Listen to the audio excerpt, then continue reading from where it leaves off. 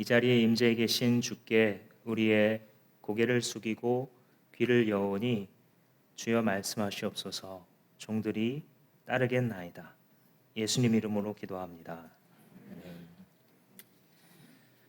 20세기 인도의 성자다라고 불리우는 선다싱이라는 분이 있습니다.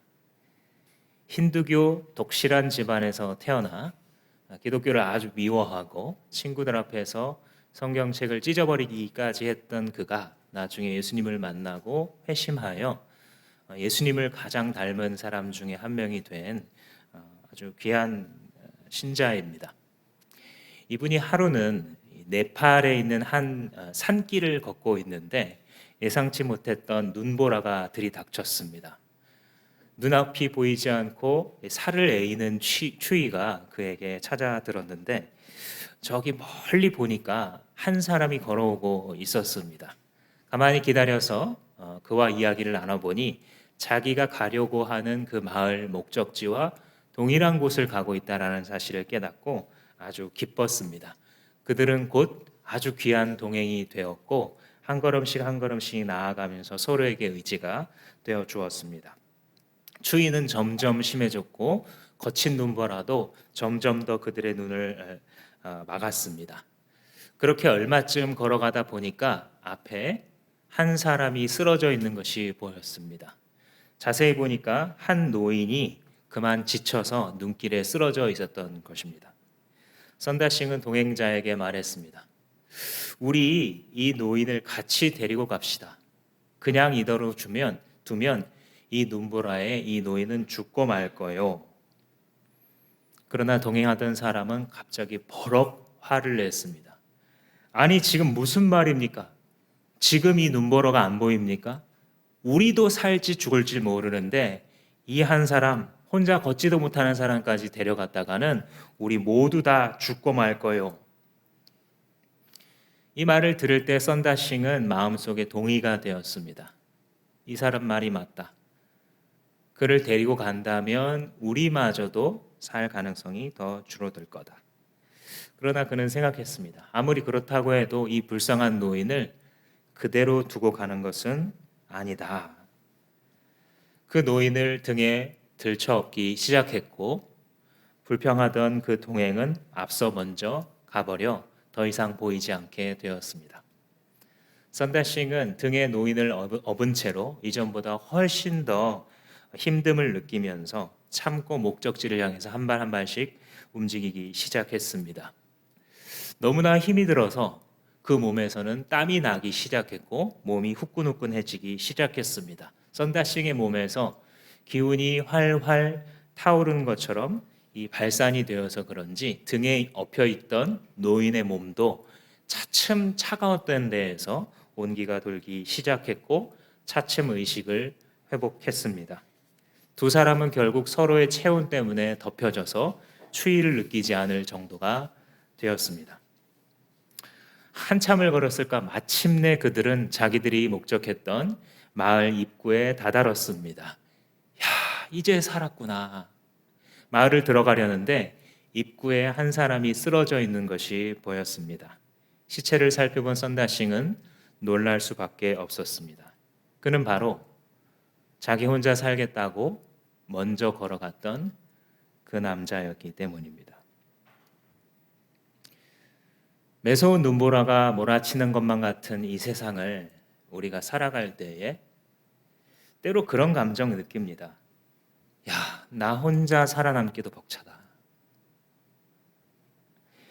이렇게 피도 눈물도 없는 이 현실 속에서 차디찬 세상을 살아나갈 때에 내 것을 잘 지켜야 살아남는다라고 생각하게 됩니다. 결국은 아무도 없어. 아무도 도와주는 거 아니고 내 돈 내가 지켜야 되고 내 인생 내가 책임져야 돼. 나는 결국 세상에 혼자야 라고 생각합니다. 그래서 내 것을 잘 지키는 게 살아남는 길이라 여기기 때문에 거기에 많은 신경을 쓰게 됩니다. 그런데 성경은 가르쳐 주죠. 함께 걷는 길이 사는 길이라고. 이 민수기 32장은 내 거를 잘 지키는 게, 내 인생을 내가 잘 지키는 게 사는 길이라고 생각하며 살아가는 우리들에게 주님께서 보여주시는 위대한 진리를 가르쳐 줍니다. 곧 얘들아, 그거 아니야. 공동체와 함께 걷는 게 사는 길이야 라는 사실을 보여주고 있습니다. 몇 가지로 나누어서 살펴보도록 하겠습니다. 여기 시작할 때 한 지파가 호소를 해오는 장면으로 시작을 하게 됩니다. 5절 말씀해 보시면 우리를 좋게 여기신다면 이 땅을 우리에게 주셔서 우리의 차지가 되게 하시고 우리는 요단강을 건너가지 않도록 해주시기 바랍니다. 그러니까 결국은 지금 우리가 머물러 있는 이 땅을 우리한테 주세요라고 두 지파, 즉 르벤과 갓, 이 두 지파가 공적으로 나와서 요청을 합니다. 우리가 지난주에도 사실 공적 요청을 받죠. 슬로브앗의 5 딸들이 와서 우리가 이런 어려운 사정이니 도와주세요 하고 모세와 지도자 앞에 와서 호소한 것처럼 지금 이 두 지파도 그 면에서 굉장히 비슷하게 요청을 하고 있습니다. 근데 그 요원은 뭐냐면 지금 이스라엘 백성들이 어디에 있냐면 이스라엘 그 지도를 생각해 보시면 요단강을 중심으로 이 요단강이 남북으로 북남으로 흐르고 있기 때문에 땅이 요단 동쪽과 요단 서쪽으로 나뉘어 있는 거예요. 요단 서쪽을 일컬어서 가나안이다라고 부르고 하나님께서 그 가나안 땅을 너에게 주시겠다라고 약속한 상태입니다. 근데 지금 그들은 아직 서편으로 못 들어갔죠. 요단강 건너기 전입니다. 그러니까 동쪽에 있는 나중에 길르앗이다라고 불리우게 될 그 동편의 위치에 있는데 가만 보니까 르우벤과 갓지파가 여기도 땅이 지금 비어 있는데 우리가 여기를 차지하면 안 될까 이런 생각을 하게 된 겁니다. 그래서 찾아와서 공식적으로 요청을 하는 장면입니다. 여기에 대한 모세의 응답이 뭐였죠? 방금 읽은 모세는 불같이 꾸짖습니다. 한마디로 말하자면 6절에 있는 것처럼 당신들만 살겠다는 거요? 이게 요지예요. 그리고 읽어보면 그 문맥에서 우리가 모세의 이 감정을 느낄 수 있거든요.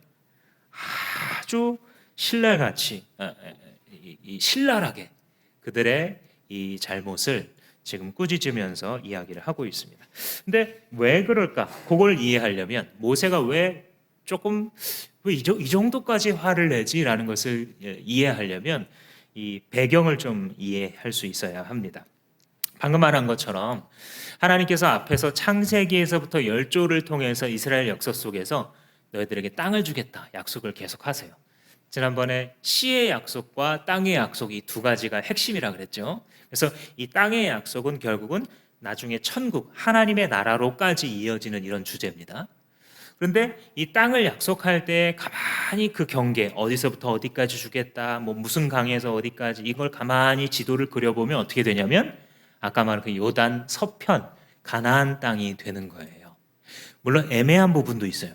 너희들이 여기서부터 큰 강 유브라데까지 이르리라 이런 것도 있어요. 하나님께서 영토를 더 확장해 주실 그런 계획도 갖고 있는 거죠. 그러나 명백하게 드러난 그들에게 주실 가나안 영토가 이 요단 서편이기 때문에 지금 이 문제가 이들이 거기를 서편이 아닌 동쪽을 달라 그랬을 때에 모세가 여기서 빨간불이 지금 하나가 들어오고 있는 겁니다. 왜냐하면 하나님께서 약속하셨던 그 땅 바깥에 지금 거주하려고 하고 있는 거거든요. 첫 번째로는. 그러니까 모세가 지금 이걸 들으면서 이상할 수밖에 없습니다. 생각해 보면 지금 모압과 암몬을 무찌르고 미디안까지 제거했기 때문에 이 요단 동편 땅에는 권력의 공백이 발생을 했어요. 그래서 이스라엘이 원하면 그 동쪽 땅을 차지할 수도 있는 이런 상황입니다. 그러니까 사실 이 르우벤 갓지파의 입장으로 우리가 한번 공감을 해보자면요, 감정이입을 해보자면, 여기 비어 있는데 뭐하러 뭐 또 더 전쟁을 하고 그러나? 그냥 여기 살면 안 되나? 이런 생각 당연히 할 수 있습니까? 없습니까? 할 수 있죠. 뭐 여기를 차지한다고 해가지고 뭐 누구한테 해를 끼치겠다는 것도 아니고 그냥 우리는 여기 살면 안 되냐? 이런 요청을 해오는 겁니다. 가장 쉬운 선택이죠. 그래서 이기심에서 비롯된 선택입니다. 이들이 지금 르우벤과 갓의 요구는 우리가 잘 살면 된다. 이 한 인생 내가 잘 챙기면 된다. 이 삶을 살아갈 때, 이 땅을 살아갈 때 우리 가족이 잘 행복하면 되는 거야 라고 생각하는 그런 생각과 맞닿아 있습니다. 사실 이 생각이 좋은 것 같지만요, 결국은 공동체를 무너뜨리는 출발점이 이거거든요. 이기심. 근데 이 이기심이 나빠 보이지는 않아요. 왜냐하면 누군가를 해코지하겠다는 게 아니라 그냥 나를 잘 챙기겠다는 거거든요. 왜냐하면 남을 도와주기 이전에 지금 나도 힘들고 나도 어떻게 될지 모르는데 뭐 누구 다른 사람을 생각하고 교회를 생각하고 목장을 생각해? 거기까지 마음에 들어오지 않는 거죠. 그런데 문제는 뭐냐면 그런 생각을 하고 그런 판단을 해서 자기가 지켜지느냐 하면 자기도 무너지는 거예요. 이게 원리입니다. 영적인 원리. 그러니까 내가 혼자 살려고 하면 공동체도 무너지고 자기 삶도 무너집니다. 근데 내가 공동체와 함께 살려고 하면 공동체도 당연히 세워지지만 내 삶도 그제서야 세워지는 겁니다. 이게 영적인 원리거든요. 더 나아가서 이제 큰 문제가 있는데 7절 말씀에 모세가 이렇게 얘기해요. 이스라엘 자손이 주님께서 주신 땅으로 가려고 하는데 어찌하여 당신들은 동족의 사기를 꺾습니까? 이런 말을 합니다. 이게 배경이 있어요. 처음에 이 출애굽 2세대와 함께 지금 들어가려고 하는 거잖아요. 근데 40년 전에 있었던 사건, 즉 출애굽 1세대가 가나안 땅에 정탐꾼을 보냈을 때도 사기를 꺾어뜨린 사건이 똑같이 있었어요. 그걸 모세가 지금 이야기를 하는 겁니다. 그래서 8절과 9절에 보시면 가네스 바네아에서 정탐꾼을 보내서 그것을 정탐하려고 했는데 결국은 그 정탐꾼들이 사기를 떨어뜨려서 이스라엘이 가나안 땅에 못 들어가게 됐다. 이 얘기를 하는 거죠. 그러니까 그 결과가 뭐였냐면 13절 말씀에 그 한 세대 전체가 다 죽을 때까지 40년 동안이나 그들을 광야에서 떠돌도록 하나님께서 내버려 두셨어요. 그래? 너희들은 못 들어갈 거라고? 너희들은 결국은 여기서 다 죽고 말 거라고? 그 믿음대로 되어라. 하나님이 때로 이렇게 대하시거든요. 그러니까 우리가 무엇을 말하고 무엇을 믿는지는요, 굉장히 중요해요. 하나님 앞에서. 믿음 없는 말을 하고 믿음 없는 행동을 하고 내 안에 믿음 없는 질투와 믿음 없는 미움과 믿음 없는 억울함이 들어왔을 때 이걸 용납하지 마세요. 그것들이 결국은 내 이 영혼을 좀먹습니다. 영혼이 좀먹힌 이 출애굽 1세대가 결국은 그 정탐꾼 10명에 의해서 시작된 부정 언어 있잖아요. 그래도 안 될 거야. 아니야, 틀렸어. 너무 힘든 상황이야, 지금. 지금 나를 대적하는 자들이 너무 강해. 지금 나는 너무 약해져 있어. 이런 생각 때문에 결국은 그 부정 언어가 실현이 돼버리죠. 믿음대로 되는 거예요. 그것을 일깨우면서 지금 너희들이 다시 한번 너희 아비들이 실수했었던, 그래서 그 광야에서 죽을 수밖에 없었던 그 실수를 지금 또 하자는 거예요. 하나님께서 분명히 가나안 땅에 들어가라 그러셨는데 너희들은 들어가지 않겠다고 말하고 있는 거 아니냐. 이렇게 그들을 막 몰아붙입니다. 그러면서 15절 보시면 이렇게 이제 모세가 자기 말을 끝내요. 당신들이 주님을 따르지 않고 돌아선다면 주님께서는 다시 이 모든 백성을 광야에 버려둘 것이요 우리 백성 모두가 멸망하면 당신들 때문인 줄 아시오. 지금 이 거칠고 불같이 화를 내는 것 같은 이 모세의 꾸짖음이요, 가만히 문맥을 보시면요, 지난주와 다른 점이 있어요.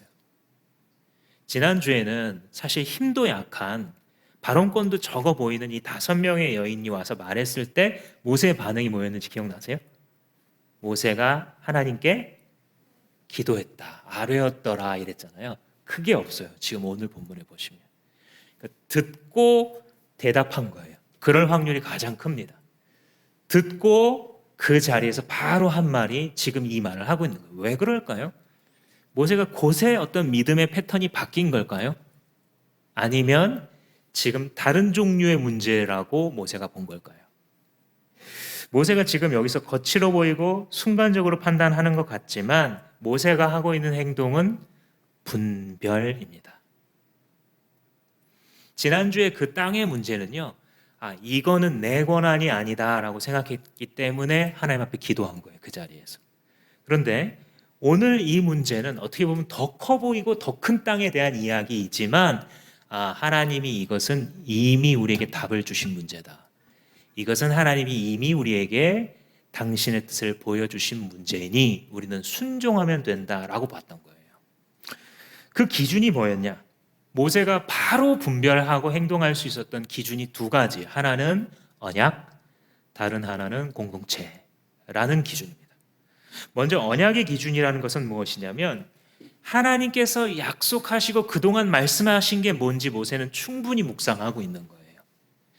다른 사람들은요, 길이 험하다, 다리가 아프다, 만나 내려주셨는데 맛이 없다, 고기 먹었지만 이 고기뿐이냐, 다른 양고기, 소고기 이런 건 없냐, 별 말을 다 하고 늘 일희일비하면서 일상 속에 불평과 만족 사이를 시계추처럼 왔다 갔다 하는 단순한 삶을 살았다면 모세는 변하지 않는 게 가슴속에 계속 있는 거예요. 그게 뭐냐면 하나님이 약속하셨다는 거예요. 무엇을요? 자기들의 삶을 결국 하나님 나라로 인도하신다는 사실. 이게 가장 크다. 이게 가장 큰 영적 현실이다라는 것을 모세는 잊고 있지 않았어요. 그래서 이 약속이 있기 때문에 지금 말을 들어보니까 이 약속 속에서는 가나안 땅을 주신다 그랬는데 지금 가나안 땅에 안 들어가겠다는 거잖아요. 그러니까 이게 잘못된 거구나 하고 바로 분별할 수 있는 거예요. 또 하나는 뭐냐면 공동체라는 기준입니다. 지금 만약에 여기서 땅 하나씩 그냥 문제없이 분배해주고 우리 모세가 자기가 땅 하나 삼키지 않고 공정하게 잘 분배하셨네 이렇게 존경받는 게 모세의 목적이었으면요, 그냥 이렇게 해서 그냥 그럽시다 이렇게 처리했을 수도 있어요. 근데 지금 모세의 목적은 그런 존경을 받고 박수를 받는 게 목적이 아니고요, 공동체가 다 함께 서는 것이 목적이에요. 그렇죠? 만약 너희들이 지금 여기서 머물러서 남아있게 된다면 이 공동체 전체가 어떻게 되겠느냐, 거기까지 보는 거예요. 어떻게 되긴요, 르우벤과 갓이 여기서 떨어져 나가서 살게 되면 사기가 저하될 뿐만 아니라 결국은 싸우지 않게 될 거고 40년 전에 있었던 것처럼 다시 부정의 언어가 이 공동체의 죽음의 그림자처럼 드리우겠구나라는 것을 예상하는 거예요. 그리고 불평이 빗발치기 시작하겠구나. 저 두 지파는 뭔데 저렇게 특권을 받고 우리 열 지파는 피 흘려가지고 땅을 얻어야 되냐고. 지금 이 요단 동편에 올 때까지는 같이 싸웠는데 서편은 안 싸운 놈들이 제일 좋은 땅을 먼저 차지하네. 이런 불평이 당연히 나올 거 아닙니까? 우리 현대인들도 땅을 얻는다라는 이 사실 앞에 초연할 수 있는 삶이 얼마나 되겠어요? 서울에 아파트 하나 얻을 수 있다. 이 앞에서 초연할 수 있는 사람이 얼마나 되겠어요? 성도들 가운데. 하나님께서 비록 은혜를 주셔서 여기까지 오셨지만 눈앞에 이미 거의 잡은 것 같은 이 특권을 포기할 사람 혹은 질투하지 않을 사람은 거의 없는 것입니다. 더 나아가서 르우벤과 갓 지파가 만약에 여기서 피땀을 흘려서 같이 싸우지 않으면요, 다른 역사를 걸어가는 다른 족속이 될 가능성이 커집니다. 이미 지리적으로도 이렇게 나눠져 있잖아요. 동서로 분단 국가로 그냥 시작할 가능성도 있는 겁니다. 그래서 이 모세를 보면은 기도해야 될 때는 기도하지만 하나님이 이미 알려주신 것은 가지고 분별을 했어요. 그 분별하는 기준이 두 가지였죠. 하나는 하나님의 말씀, 이미 약속하신 바가 뭐냐. 다른 하나는 공동체가 잘 되는 것이 무엇이냐. 이 두 가지예요. 여러분, 우리가 말씀을 주일 이 설교 시간마다, 예배 시간마다 설교를 듣고 또 우리가 성경 공부도 하고 이런 이유가 뭐죠, 결국은? 하나님의 약속을 기준으로 삼기 위함이에요. 왜냐면요, 하나님의 약속이라는 기준이 내 안에 정확하게 서 있지 않으면 다른 약속의 기준이 들어와요. 그렇죠? 하나님만 약속하시지 않는다고요. 세상도 약속을 해요. 제가 또 전공이 신문 방송을 하면서 광고를 같이 공부했기 때문에 그런 생각을 한 적이 있어요. 광고라는 게 우리 집에 뭐가 없는지 알려주는 거구나. 니네 집에 지금 웅 하면서 무선으로 청소할 수 있는 100만 원짜리 청소기가 없어서 너는 지금 청소가 힘든 거야 라는 걸 알려주는구나. 세상은요, 네가 이걸 가지게 되면 네 삶이 편해지고 안정되고 행복해질 거라고 약속을 해요. 하나님만 약속하는 게 아니에요. 이 세상도 끊임없이 약속을 합니다. 네 외모가 요렇게 되면 네 삶은 더 만족스러운 삶이 될 거야. 사람들은 끊임없이 그걸 인스타그램에 올리잖아요. 네가 만약 이런 학벌을 갖게 되면, 이런 직장을 갖게 되면 너는 아주 안정된 삶을 살게 될 거야. 이 약속에 많은 사람들이 아멘 아멘 하잖아요. 그죠? 그래서 자기도, 청년들도 거기에 인생이 달린 것처럼, 물론 굉장히 중요한 일이지만 인생이 달린 것은 아니거든요. 우리의 인생은 하나님께만 달렸어요. 아멘이십니까? 하나님께만 달렸어요. 근데 이 세상의 약속의 몫이 굉장히 크거든요. 그러니 거기에 달린 것처럼 목을 메고, 또 부모된 자들은 부모된 자 입장에서 얘야, 네 인생은 여기에 달렸다 하고 아이를 막 몰아가죠. 나중에 아이가 고장납니다. 말도 안 통해요. 그래, 당신이 이렇게 성공하면, 여기서 한 계단만 더 올라가면 당신의 인생 여기서 문제가 해결될 거야. 지금 집값 때문에 죽겠지. 지금 대출금 때문에 미치겠지. 그게 해결되면 넌 그때부터 숨통이 트이면서 살 수 있어. 뭐예요? 세상의 약속이에요. 자, 세상의 약속은 그 결과를 보장합니까? 못합니까?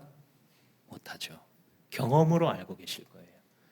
분명히 이것만 되면 그 다음부터는 해피엔딩일 줄 알았는데, 그 다음에 이 산 봉우리를 하나 더 넘었더니 더 높은 봉우리가 있는 거예요. 야, 이거 도대체 왜 그럴까 왜 그럴까 하면서도 끝없이 그 다음 약속을 믿으면서 살아가는, 그것이 어떻게 보면 인간의 인생이죠.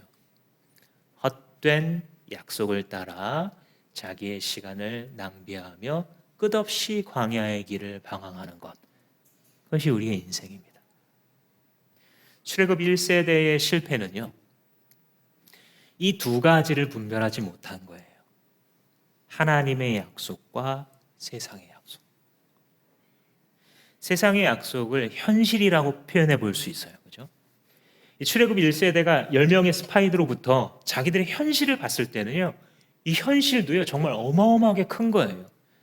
이게 중요치 않다는 게 아니에요. 두 국가가 싸우는데 저 가나안 족속의 국방력 중요하죠.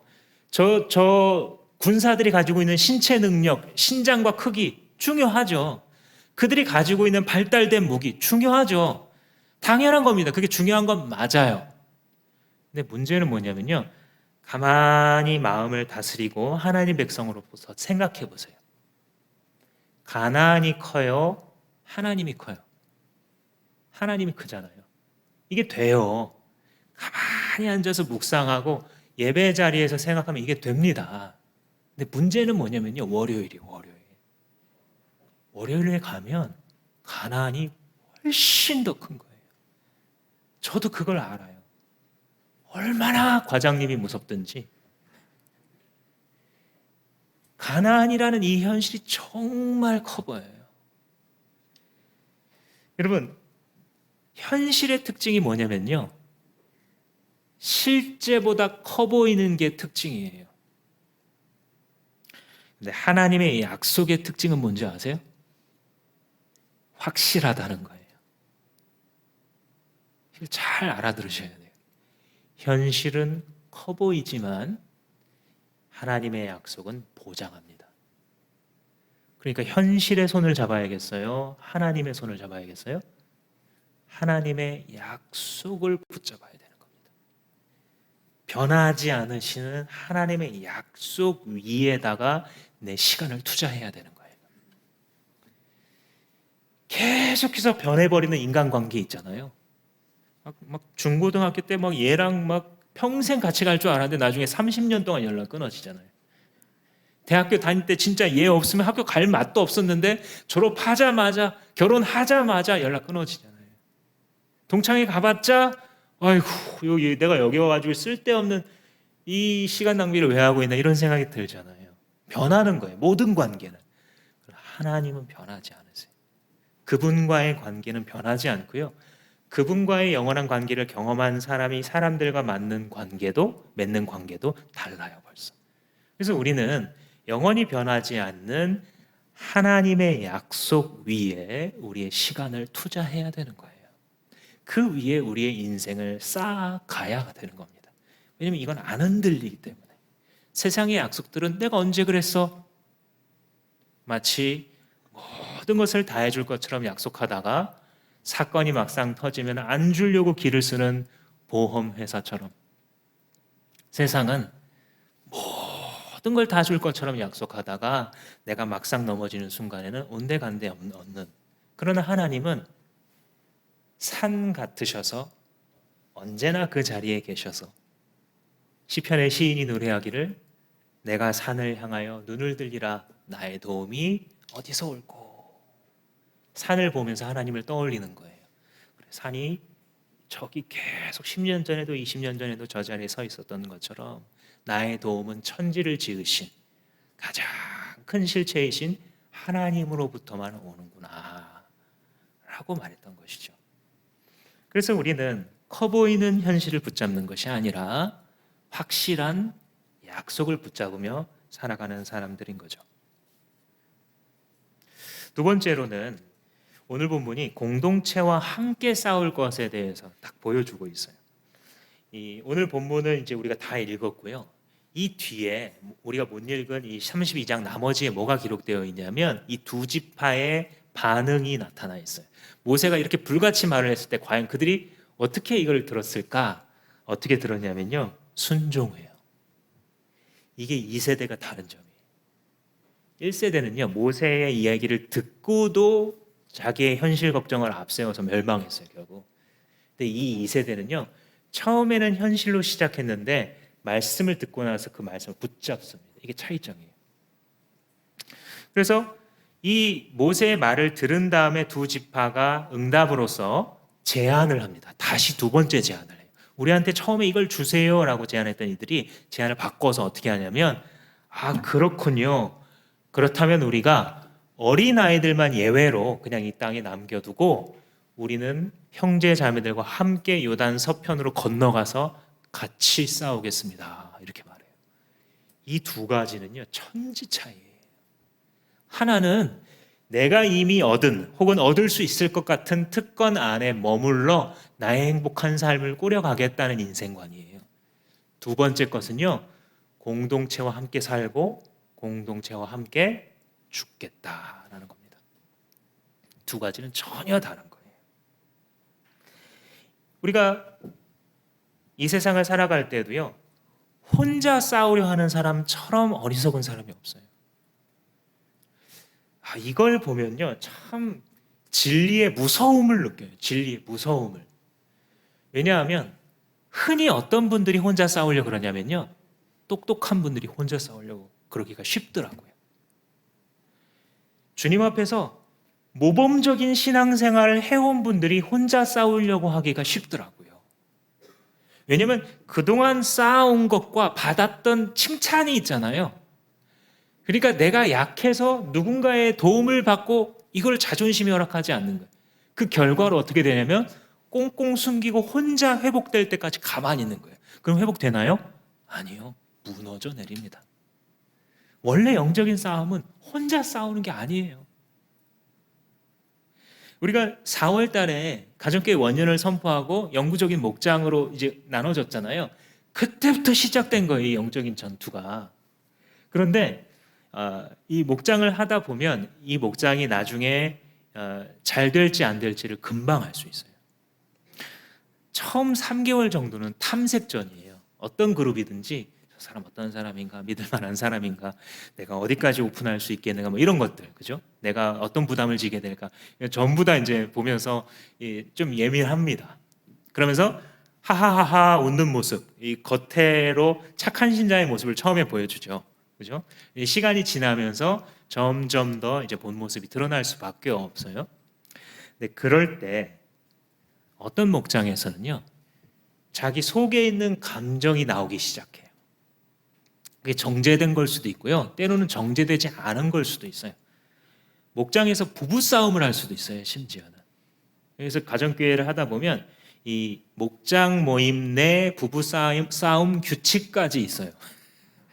당연한 현상이라는 거예요. 그게 건강한 공동체 내에서 진실한 공동체는 내면을 나누기 때문에 꽁꽁 숨겨두고 잘 지내는 이 너무 행복한 부부의 모습인 것처럼 실제로는 전혀 아니면서, 그렇게 하는 게 목장이 아니라 내 안에 있는 감정과 느껴지는 것을 나누는 게 좋은 목장이고 안전한 공동체가 됐다는 뜻이거든요. 근데 그러다 보면 격한 감정도 드러난다는 거예요.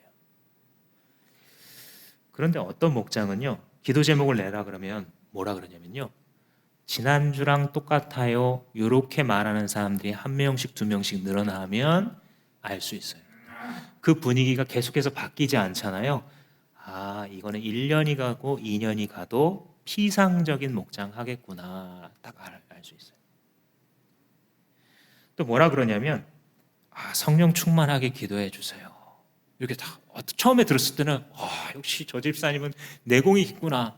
근데 1년이 지나도록 성령 충만하게 기도. 물론 맞아요. 너무나 고귀한 기도 제목 맞습니다. 우리가 평생 추구해야 돼요. 그런데 어쩌면 당신은 지금 성령 충만을 위해서 기도해야 되는 게 아니라 나를 위해서 기도해 줄 수 있는 목장 식구들한테 사실은 내가 지금 너무 게으르게 살고 있다고 고백해야 해요. 사실은 내가 지금 무엇 때문에 시간 낭비를 하고 있는지에 대해서 내가 지금 이렇다고 나를 위해서 제발 기도해 달라고, 나는 여기서 벗어나기 원한다고, 이렇게 나눌 수 있는 것이 성령의 인도하심이에요. 성령 충만이라는 것은 우리의 삶의 구체성 속에서 드러나는 거예요. 누군가와 싸웠으면 성령 충만하게 해주세요가 아니라 예수님이 나에게 뭘 원하실까요? 이게 성령 충만이에요. 내가 기도하는 사람이 되게 해주세요. 맞아요. 너무나 귀한 기도 제목이에요. 그런데 내가 기도할 시간에 지금 뭘 하고 있는지 나누고, 내가 왜 그렇게 무너져 있게 됐는지를 돌아보고, 때로는 나도 선하고 거룩하고 예수님 따라가는 길 가고 싶은데 왜 자꾸 마음이 안 따라가고 지고 있는지에 대한 나의 속사정을 나눌 수 있다면 이 목장은 기대할 수 있어요. 여기 기적이 일어나겠구나. 이 목장에 하나님의 터치가 있겠구나. 여기서 사람들이 울면서 회개하겠구나. 여기 VIP가 들어오면 뒤집어지겠구나. 여기 모임 속에 뭔가 있구나라고 사람들은 느끼겠고, 여기서 영혼구원이 이루어지겠구나 예상이 돼요. 왜요? 이게 공동체와 함께 싸우는 신앙생활이거든요. 이게 승리의 비결이에요. 내 스스로가 막 물론 그럴 때도 있긴 있는 것 같아요. 근데요, 센 적일수록 불가능에 가깝더라고요. 센 대적에 가까울수록 지금 모세가 그리고 있는 것처럼 함께 싸워야만 이길 수 있더라고요. 여러분, 군대를 생각해 보시면 이 원리가 쉽게 이해가 될 거예요. 삼공부 때 이런 개념이 좀 나오는데, 전투를 할 때 어떤 한 병사가 있다고 생각해 보세요. 이 사람이 굉장한 체력을 갖고 있어요. 그래서 막 200kg짜리 무기도 들었다 옮겼다 할 수 있어요. 그리고 총을 쐈다 하면 기가 막히게 막 명중을 시켜요. 그리고 막 용맹스럽기가 전쟁터에서 다른 사람 총소리만 들려도 정신이 나가는데 그 앞에서 막 상황 판단을 한다고 생각해 보세요. 그래서 이 사람과 막 적군이 하면 막 적군이 2명이건 3명이건 심지어 10명이건 20명이건 감당할 수 있어요. 그런데 문제는 뭐냐면 이 사람은 다른 사람 말을 안 들어요. 같이 이 역할을 하고 한 사람, 야 네가 경계에서 내가 저격 모드로 있을게. 너 통신을 해. 나는 지금 이걸 할게. 이렇게 하는데 이 사람 말 안 들어요. 왜냐면 자기는 잘 싸운다고 생각하거든요. 그러면 전투는 어쩌다 이길 수 있는데 이런 사람이 군대에 몰려 있으면 이 전쟁을 이길까요? 이길 수가 없죠. 각자 자리에 맡은 곳에서 어떤 이는 지금 전화를 걸고 어떤 이는 탱크를 몰고 나오고 어떤 이는 이 경계를 서면서 이 정보를 계속해서 해주는, 같이 싸워 나가서 같이 승리라는 작품을 만들어내는 것이 군대인데, 혼자 아무리 잘났어도 군대로서 싸우지 않는 자는 요행으로 한두 번 이길지라도 결국에는 어떻게 돼요? 넘어지게 되는 것이죠. 간단한 원리죠. 그래서 공동체는 함께 싸우라는 거구나. 그래서 모세는 지금 공동체가 어떻게 될지를 생각해야 너희도 산다고 말해주고 있는 것이구나. 깨달을 수 있는 거죠. 사실 하나가 되어서 이렇게 싸우게 되면요, 두려울 게 없습니다. 가끔 이 동성애에 대한 이슈가 나올 때 기도가 되기도 하고, 사회적으로 기독교인들도 정치적인 의사 표현을 좀 잘해야겠구나라는 생각도 해요. 그런데 그보다 훨씬 더 높은 길이 무엇이냐면요, 어떤 사람이 와도 감당할 수 있는 목장이 되는 거예요. 실제로 가정교회 연합 모임을 가보면요, 목장 안에서의 사랑과 기도로 동성애의 성향이 변화된 사람들의 간증들도 나오고 있어요. 이미. 물론 잘못됐다는 것에 대해서 반대도 할 수 있고 그렇겠지만 그게 궁극적으로 영혼 살리는 게 아니잖아요. 그죠? 그런 사회적 정치적 일들도 목소리도 내야 되지만, 진짜 더 중요한 것은 무엇이냐면 어떤 죄인이 와도 감당할 수 있는 공동체가 되는 거예요. 이 안에 하나님의 역사가 있기 때문에 하나님의 사랑과 용서와 치유와 변화시키시고 회개케 하시는 역사가 늘 살아 움직이는 공동체가 되어가는 겁니다. 그래서 혼자 싸우려고 하는 사람은 너무 바보 같은 사람인 거예요. 야고보가 말하기를, 이러므로 너희는 죄를 서로 고하며 병 낫기를 위하여 서로 기도해라. 의인의 간구는 역사하는 힘이 많으니라. 이렇게 말을 했어요. 자기의 치부와 죄까지에 대해서도 드러낼 수 있는 목장, 그런 공동체. 누군가가 하나가 아프면 자기가 아픈 것처럼 기도해주고 물어봐주고 찾아가주는 그런 공동체 되라는 거예요. 우리가 전교인 수련회를 하려고 하는 것도 물론 규모에 대한 고려도 있습니다. 지금 때가 딱 좋고 여기서 만약에 더 늘어나게 되면 전교인이 한 자리 모이기 굉장히 쉽지 않구나, 이런 판단들도 있어요. 근데 목적은 근데 그게 아니고요. 목적은 뭐냐면 우리가 하나다. 이 공동체가 1부 예배 성도도 있고 2부 예배 성도도 있고 자녀들 교육부서 다 하고 있지만, 결국은 우리가 주님 안에서 한 공동체로 부름 받았다, 이거를 확인해 보고 싶고 그렇게 주님 앞에서 목 놓아 찬양하고 싶은 거죠. 왜냐하면 공동체는 함께 걷고 함께 싸워 함께 승리하는 것이니까요. 근데 이 르우벤과 갓지파가 순종하면서 함께 싸우겠습니다 하면서 하는 말 중에 우리가 선봉에 서겠습니다, 이런 말을 해요. 오늘 본문에 나오지 않지만 우리가 선봉에 서겠습니다. 이게 무슨 말일까요? 선봉이 어떤 자리죠? 가장 많이 피 흘리는 자리입니다. 가장 치열한 자리가 선봉이에요. 제일 많이 공격받는 자리가 선봉의 자리예요. 지금 르우벤과 갓은 단순히 고집을 꺾은 정도가 아니고요, 단순히 그냥 순종하고 있는 게 아니고요, 헌신하고 있는 거예요, 자기를. 네, 모세님 알겠어요. 저희도 그 군대에 속해서 같이 싸울게요. 이거랑 우리를 선봉에 세워주세요. 어떻게 될 줄 알고 선봉에 섰다가, 그죠? 치열한 전투 중에, 일반적인 전투 중에 제일 많이 피 흘리고 죽는 자리잖아요. 그러니 우리가 여기서 볼 수 있는 게 뭐냐면, 언약에 근거한 세계관으로 모세가 꾸짖고 가르쳤을 때에 그들이 그것을 믿음으로 받아들여서 성령께서 주시는 마음으로 헌신하고 있는 거예요. 그랬을 때의 아름다움이라는 것은요, 사실 말로 표현하기 어렵도록 아름다운 거예요. 형제가 연합하여 동거함이 어찌 그리 아름다운고. 헐몬산에 내리는 그 이슬이 아론의 수염에 흘러 전체에게 미치는 것과 같은 그 하나님의 은혜가 지금 똑바로 선 지도자로부터 모든 사람들에게 흘러내리고 있는 것입니다. 이 헌신은 하나님이 우리와 함께 하신다라는 약속의 근거였기 때문에 나올 수 있는 그런 헌신입니다.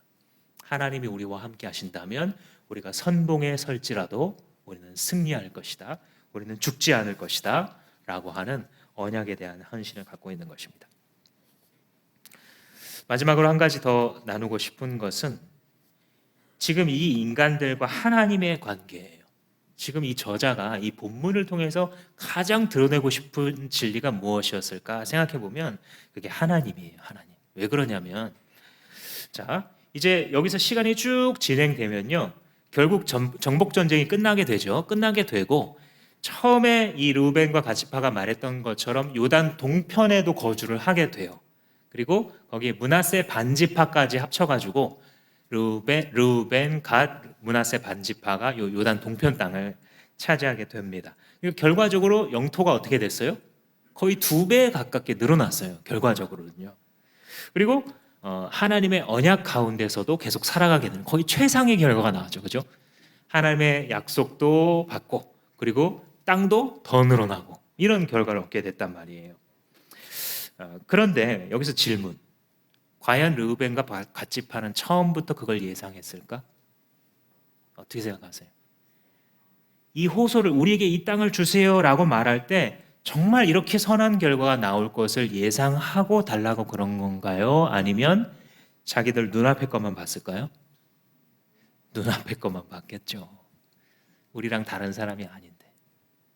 내 눈앞에 지금 이 서울에 있는 이 땅이 내게 주어지는데 다른 게 보이는 사람이 어디 있습니까?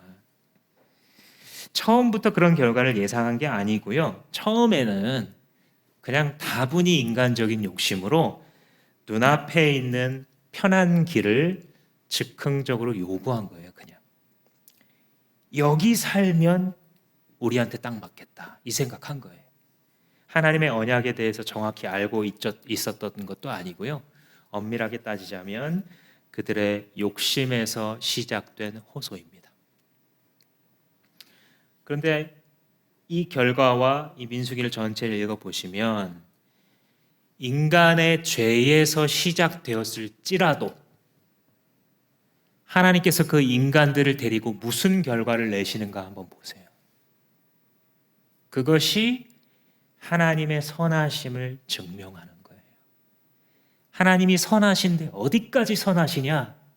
인간의 죄에서 비롯된 중간 과정이라 할지라도 결국 그것을 바꾸어 선의 열매를 이루어내시도록 선하신 하나님. 이게 아마 민수기의 저자가 우리에게 가장 하고 싶은 말일 거예요. 인간들은 그때그때의 눈앞에 있는 현실에 자기가 편한 길, 내가 살 수 있는 길을 따라서 갈 뿐이었고 그 안에서 때로는 죄와 선도 구분하지 못한 채 욕심에 이끌리는 삶을 사는데 그래도 그들이 하나님을 떠나지 않고 하나님의 손 안에 있고 주께서 깨우쳐 주셨을 때에 눈물을 흘려 회개하면 그런 죄인들을 데리고도 하나님 이런 선한 결과를 맺으실 수 있는 분이시다. 아멘이십니까?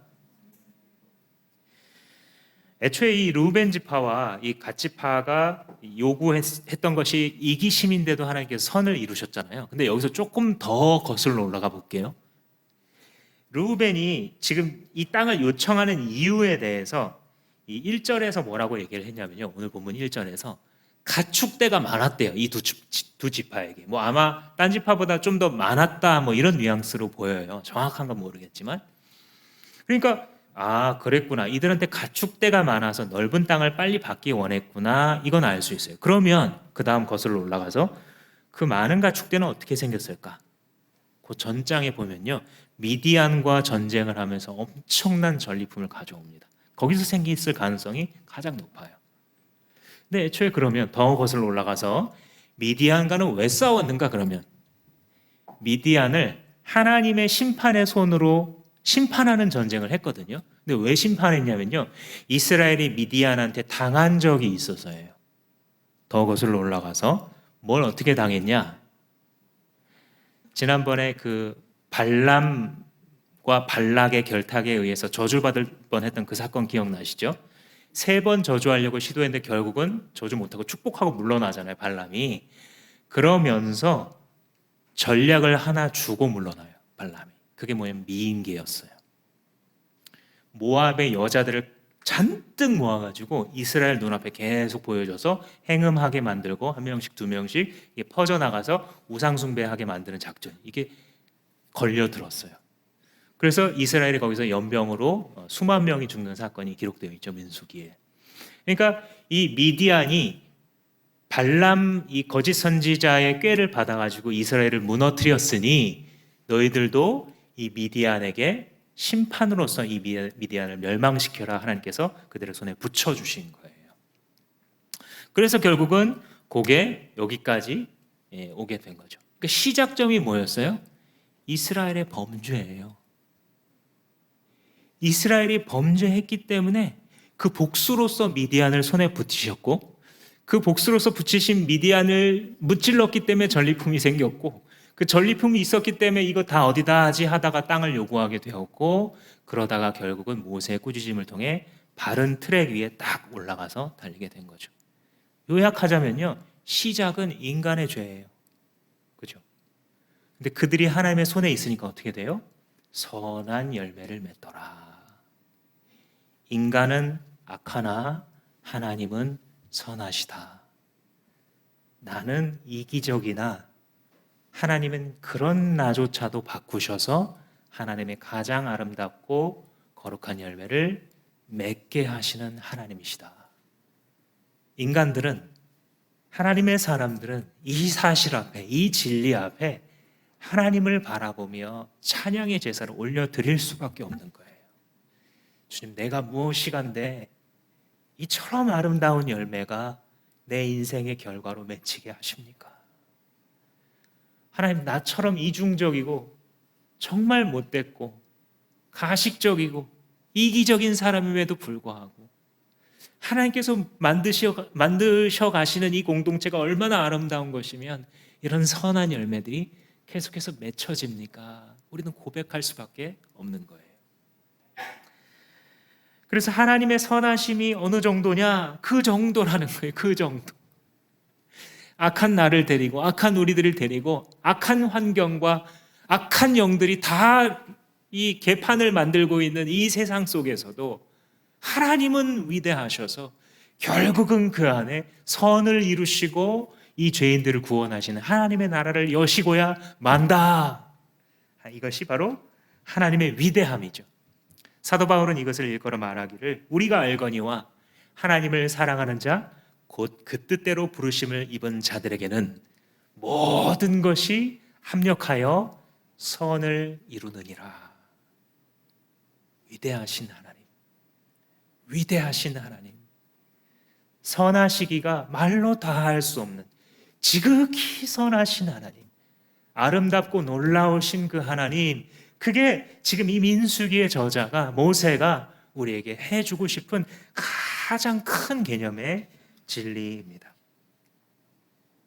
이 하나님의 선하심이 신구약 전체 역사 속에서 보면 우리는 분명히 에덴 동산에서 하나님의 길을 버리고 떠난 그들의 후예임에도 불구하고 하나님께서 당신의 아들 예수 그리스도를 보내셔서 죄가 가장 많은 중에 은혜가 가장 넘치게 하신 이것을 우리에게 보여주셨고, 이것을 일컬어 우리는 복음이다라고 부르는 것이죠. 이 복음의 혜택을 입은 자들이 되어 우리가 이제 인생을 살아가고자 한다면 어떻게 세상을 바라보고 살아야겠습니까? 여러분, 정말 사는 길이 무엇입니까?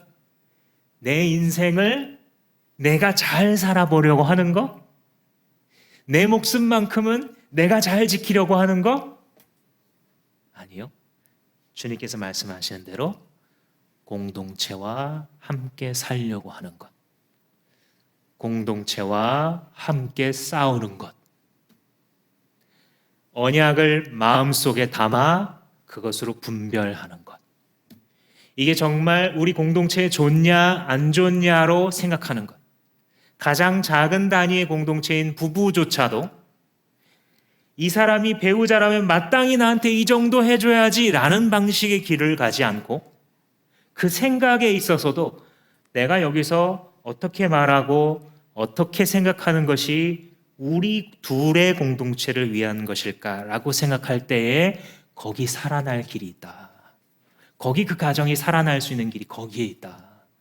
내가 왜 이런 대접을 못 받냐고 내가 나를 살리려고 하면 죽을 것이지만 우리 공동체가, 우리 가정이 어떻게 해야 살 것인지를 생각하게 되면 공동체와 함께 살고 공동체와 함께 싸워 공동체와 함께 하나님의 상급을, 주님의 나라를 유업으로 밟게 될 것이다.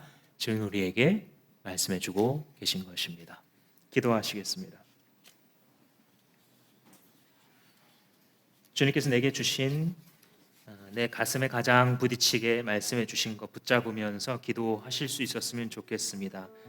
주님, 내가 주님의 약속 위에 서서 분별할 줄 아는 사람이 되게 해 주십시오. 주님, 제가 공동체 중심으로, 교회 중심으로, 목장 중심으로 사는 사람 되게 해 주십시오. 함께 싸우는 자가 되게 해 주십시오. 주님, 가장 더러운 곳에서도 선한 열매를 피워 올리시는 주님을 찬양하며 살게 해 주십시오. 내가 그 주님의 뜻을 위하여 나도 이 한 가지를 헌신해 올려드립니다. 다 같이 기도하겠습니다. 선하시고 지혜로우신 하나님, 나 혼자 이 세상에 두지 않으시고 곁에 복의 통로가 되는 믿음의 동역자 주시니 감사합니다. 그 존재 자체로 감사하며 우리가 함께 사는 길이 무엇일까 생각할 때에 우리도 살고 나도 산다는 주님의 말씀을 아멘으로 받아들이오니 하나님, 공동체 중심으로 살아가는 자들이 계속 태어나는 주마음교회가 되게 하시고 14개의 각 목장들이 되게 하여 주시옵소서. 감사드리고 예수님의 이름으로 기도합니다.